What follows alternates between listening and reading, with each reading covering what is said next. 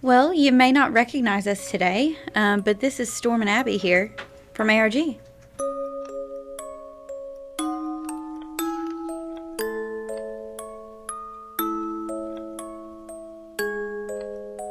Today, we're going to talk about some horror stories in real estate because it's spooky season.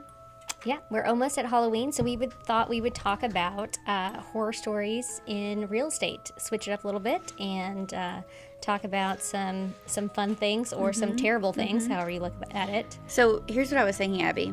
I want to do a sandwich. Like you start, then I'll go, and then you go, because you have the craziest things happen to you, I feel like. I have crazy things happen, but I feel like it's like normal crazy things. Like your crazy things are like really weird. So like you have to definitely go first and then end. So okay, do you want like crazy scary or crazy funny to do you start? have both? I do. I have like really crazy. Let's start with the crazy funny and then we'll end with the crazy scary. Okay. I think probably one of the crazy funny stories that I've had was not too long ago. I was on my way to an out-of-town showing, and this was probably a year or so ago. And I'm going to change up names and places, of course, because I don't want to embarrass anyone. And I have clients that are coming in from out of town, and they're probably coming in from about 3 hours away. So, and I'm going about an hour away. So at this point, my clients have already been on the road for, I want to say, 2 hours. So for them to turn around would be kind of a big ordeal. Terrible. Yeah. So I've been on the road for about 20 minutes. I already have confirmation from the listing agent for our appointment. So basically the listing agent has said, yes, you're good to show the house. So I'm on the way to listing appointment, and I get a call from the listing agent, and she says, just so you know, the seller has not confirmed the appointment.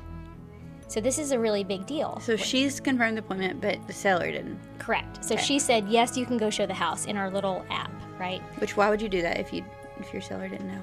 Right, exactly. So we're on our way to go see a house where we think the seller has given us permission to see the house, but they haven't actually given us permission to see the house. And I say, okay, well, why did you tell us we could go see the house if the seller hasn't given us permission? And she was like, well, I think it's a good opportunity for the seller to learn a lesson, to check his phone. And I was like, well, I don't know that I feel comfortable with that because I don't want to scare the seller. And I don't want to put myself or my client in danger if we were to surprise the seller. Because this is a morning appointment, and my buyers are coming from really far away, so this is really unfortunate, basically. And so I was like, well, let me call my broker first of all and see if this is even okay to show the house if the seller doesn't know we're coming, and let me call my buyer and see if they feel comfortable with this. So I called Dawn and I say, what do you think? And she was like, well, call the buyer, see if they still want to proceed with the appointment. Obviously, make sure you knock really loud to try and get the seller's attention. So I call the buyer, and the buyers are like, well, we've already driven all this way. Might as well just go. We really want to see the house. They were hilarious, though. They were like, well, can you go first and make sure it's safe? Sure thing. Yeah, well, I've never met these buyers before. What are you going to do? I know, exactly. I've never met these buyers before. We had just talked on the phone. And also, I know you can't see Abby, but she's like 4 foot tall. Hi, guys. I was like, well, and I told them that on the phone. And I was like, well, you haven't met me in person yet, but I'm all of 5'1" and like 105 pounds. So no, if we're going to do this, we're all going in together, because if for any reason this is a dangerous situation, I'd like some backup. So I would love if we all did this together, or if we all just canceled and rescheduled. And they're like, no, we really want to see this house. So I get there, and the truck is in the carport, and it looks like there's a light on the second story, right? So I'm pretty sure the guy is home. So I honk my horn, and nothing happens, and I go up to the door, and I knock really loudly, and I ring the doorbell. The buyer's not there yet, by the way. I beat the buyer there. And nothing happens, and so I call the listing agent, and I say, hey, can you call again? And can you try and get a hold of your seller again and just check, because I feel really uncomfortable right now. And she says, well, I've called again, and he hasn't answered, but I promise it's okay. Like, he's not going to hurt you. It's okay. Just keep trying. And I'm like, oh, gosh, I hate this situation. And where is my buyer? I don't want to do this alone. So I get back in my truck, and I'm trying to decide what to do. And as I do this, some guy comes running out of the house. And I mean running. And his hair is standing up on end. He looks absolutely like he just got crazy. out of bed? Yes. Comes running out. He has no shirt on, no shoes, has these little jean shorts on. His belly's hanging out. This is so bizarre. It's so bizarre. He comes running out, screaming. He starts banging on my window. He's like, "Who are you? What are you doing here?" And I was like, I don't roll down my window. I was like, "Hey, I'm here to show your house." And he was like, "I didn't know anyone was coming." And I was like, "Well, if you check your phone, your listing agent tried to get a hold of you. We had an appointment for, I think it was 9 o'clock. Had an appointment for 9 o'clock. She said, it was okay. And so we're here. I tried to knock on your door. I tried to honk my horn. If it's all right with you, I would still like to show the house. My buyers are on their way." And he was like, "Oh gosh, I'm going to need at least 10 minutes. Do not let your buyers in here. Trust me, you don't want them to see inside my house right now." And he looked panic. And I was like, what is going on how in can there? this situation get any more bizarre? And I was like, "Oh, okay." So I called my buyers. Apparently, they did want me to make sure the situation was safe. So they had been driving around the neighborhood waiting to see if I got murdered. How nice of them. No, they actually are absolutely wonderful people, by the way. But they'd been driving around, and they're like, "Okay, well, we'll come and we'll wait." I was like, "The guy needs 10 minutes. I'm not sure what's going on." And so he runs back in the house. This is where the situation gets really, really bizarre. He comes out with a life-sized doll. Oh, don't tell me it's a doll. a doll. A doll. Okay. A life-size doll of a woman. Mm-hmm. And he gently puts her into the truck. And I think this is the weirdest thing that's ever happened to me in my life. Surely it's over. It's not over. He runs back into the house and grabs the rest of the family of dolls. He has a whole family of dolls. And that's why he did not want us to go into the house. Well, I mean, I can understand that. Yeah. So that is my, probably my funniest and most bizarre real estate horror story. That's a pretty good one. Yeah, it's a pretty good one. Yeah. Turned out okay, but yeah, pretty crazy. You always get yourself in the weirdest situations. I feel like I didn't get myself in that one. Well, no, but the weird situations find you for sure. For sure. So if, let's say this guy came out with a gun and was like, "If you don't get off my property, I'm going to shoot you right now," what would you do? Oh, you mean like at the beginning when he had run out? Like, pretend the dolls were not in, Please. sorry. Pretend the dolls weren't in that situation. I think if he had run out with a gun, I did not actually enter the house until I got permission to enter the house. I'm very careful about that, which you'll find out in my next story why.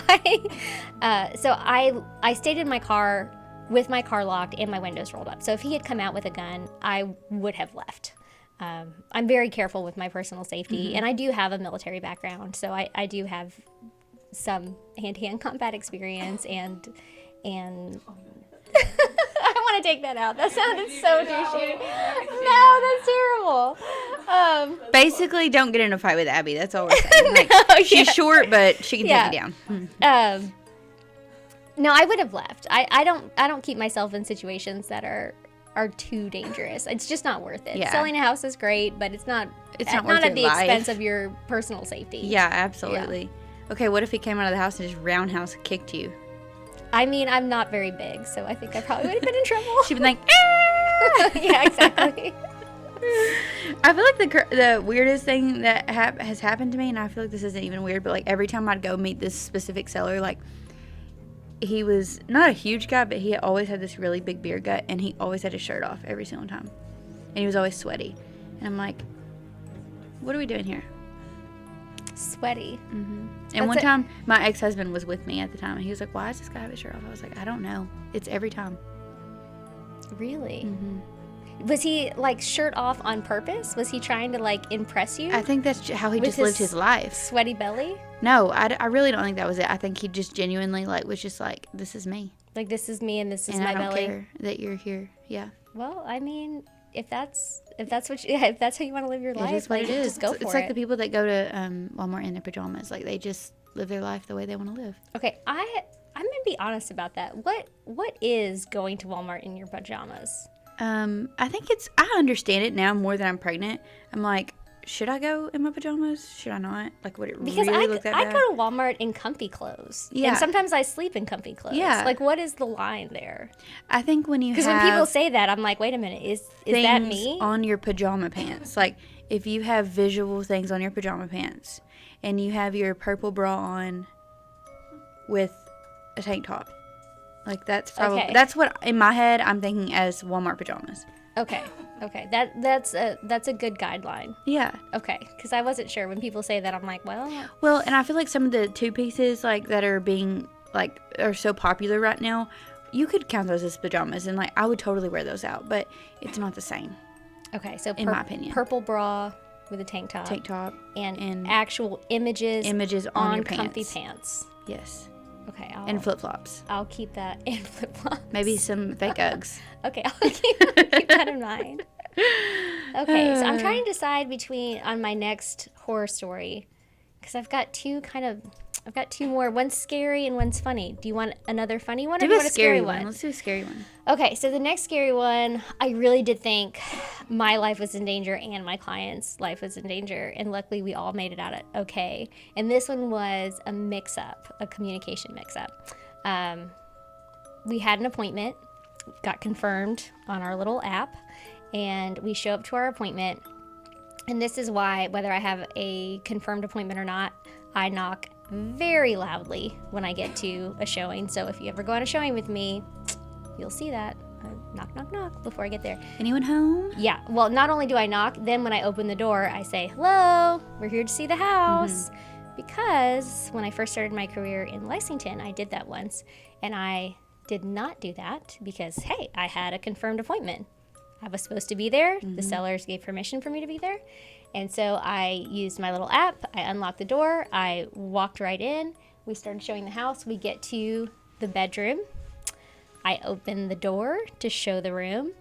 And the wife had communicated with the listing agent that it was okay for us to show the house. Oh, no. She had forgotten to communicate with the husband that there was a showing appointment.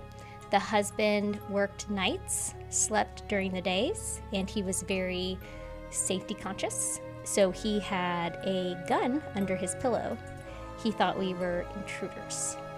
So he pulled a loaded gun on us and chased us out of the house. Oh my gosh, that is so scary. It was so scary. And my poor buyer, sweet woman that she was, just like lost it, had a panic attack, and that was the end of her home shopping experience. I don't blame her. And I don't blame her either. It was very traumatizing for her. And it's, there's a lot of back and forth between real estate agents about whether or not, we should be armed, because we are in kind of a dangerous... Yeah, we meet with random people all the time that we don't know. Yeah, we meet with strangers in vacant places. And so some of my colleagues arm themselves and some of them don't. And in situations like that, I can see where people make that choice. I was not armed that day, so my choice was to run out of that house as fast as possible with my client. And we ended up being okay, but that was probably one of the scariest. Yeah.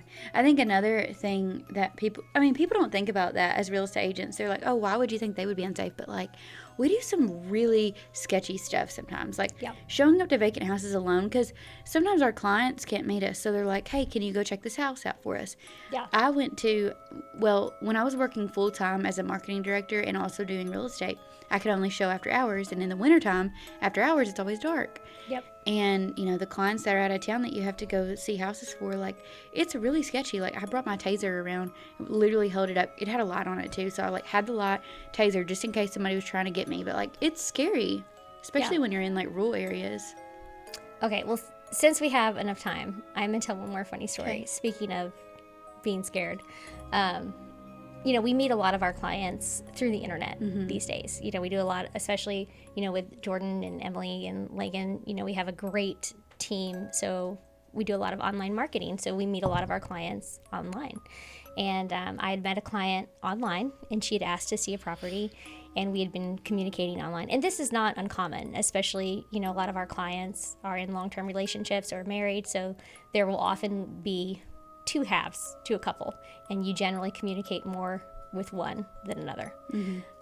So I'm going to obviously make fake names up, but let's say I was talking to Mary this whole time. So I'm talking to Mary, and she wants to see this house, and we've been talking for a couple weeks, and she's picks this house that she wants to see, and we have an appointment. Well, this whole time I'm talking to Mary, I don't know that there's another half of the couple. She never communicates that. The house that she wants to see doesn't have utilities on. It's a distressed property. So there's no utilities on. We meet at 7:30 at night. It's in the winter, so it's dark out, no utilities, and it's rural. So it's in the middle of nowhere and completely dark. Well, I get out of my car, and a very scruffy-looking man gets out of his car. Hello, Mary. Oh, hi, Mary. And he kind of jumps out of his car, clearly knowing that this is going to be off-putting. Because they didn't text and say, oh, hey, just so you know, it's not going to be Mary. And the guy jumps out of his car, and he's like, hey, I ain't Mary. My name's Richard, but I'm not here to kill you. And I'm like, well, that's great. That makes me feel really safe. Still not feeling great about this, though. And he's like, but I still want to see the house. And I'm like, okay, I'm going to unlock it, but how about you just go through, and I'm going to wait out here on the off chance that you are here to murder me. And, they ended up, we all had a great laugh about it later, and they were fantastic clients. What murderer would say, I'm here to kill you? Well, exactly. Yeah. And that's kind of where, we laughed about it later, because I was like, I do appreciate that you led with, I'm not here to kill you. But you don't really have any guarantees for things like that. Ted Bundy was a super nice guy. I mean, that's what people say. And I don't know him. Yeah. But we all kind of joke about it in the office, because we all have different levels of, what we tolerate in terms of safety boundaries, and whether or not we would have gotten back in our car and left, or went ahead and showed them the house. How about you? If you were in that situation, would you have stayed and opened the door, or would you have been like 100% would have let him in? You would have let him in? Probably shown him around. Or what you'll do for a deal. Sometimes that. Yeah. That we're like, oh yeah. Yeah, I think exactly. that sometimes desperate measures calls for desperate time, or desperate times calls for desperate measures. Yeah, and we all have different levels of what we find. I hate to say it, what we find creepy and what we don't find creepy, and what we find friendly. And so we have different measures of I find that friendly. Yeah. You're fine as a client, and certain things will trigger other agents where they're like, you know what, I won't take this client. I'll pass them on to someone else who's willing to take it. Sometimes I'll tell a story that I just thought was funny, and some people will be like, that's actually really super weird, and you probably shouldn't have put yourself in that position. I'm like, oh, didn't really think of it that way. Yeah. But okay. And I find it's complicated too with spouses and significant others too. It's not just your own boundaries of what you find okay and safe, but you have to be respectful of their boundaries of what they find okay and safe too. Where, sometimes I'll be relaying these stories, and my husband will be like, wait, you did what? It's like, oh. You met who, where? And you're like, no, I felt totally safe. And, then I have to be like, okay, wait a minute. Maybe I should have. Would Jeremy have found that a safe behavior too? So, kind of navigating what you shouldn't do. Personal safety with spouse comfort. Exactly. Should I say All right. leaving? Well, Storm has to go, but we're going to sub Dawn in. well, I don't have shoes on. That's okay. Can you give me the socks on? Where's that? Thank you. Bye, guys. Would you like the hat and the mustache? Yeah. Oh my gosh. You're going to have to, because you're taking her place. You just pretend to be me. Okay. There you go. Oh, you might. This does not fit my MO. It's the Halloween episode, Dawn. What is the only mammal that can fly? What is the only mammal that can fly? Aren't they bats? Yep. Nice. Good job. I figured you'd be good at that. I feel like you and Emily are the two weirdly smart people. What is the name of the villain in the movie Nightmare Before Christmas? Oh, I don't know. I don't know that one. It's Oogie Boogie.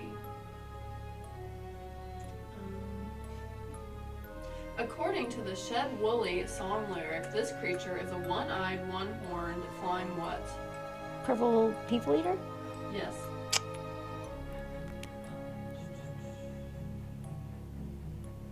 How many bones are in the average human skeleton? 206. Good job. About to go back to selling real estate. Clearly, I shouldn't be on trivia. A group of witches.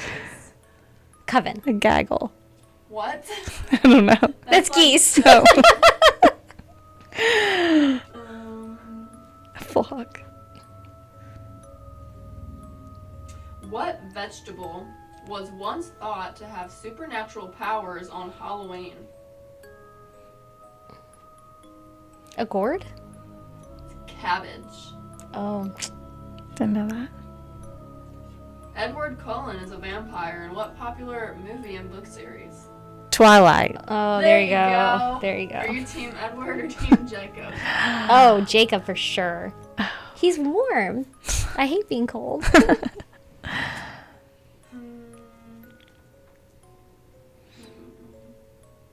Are pumpkins technically a fruit or a vegetable?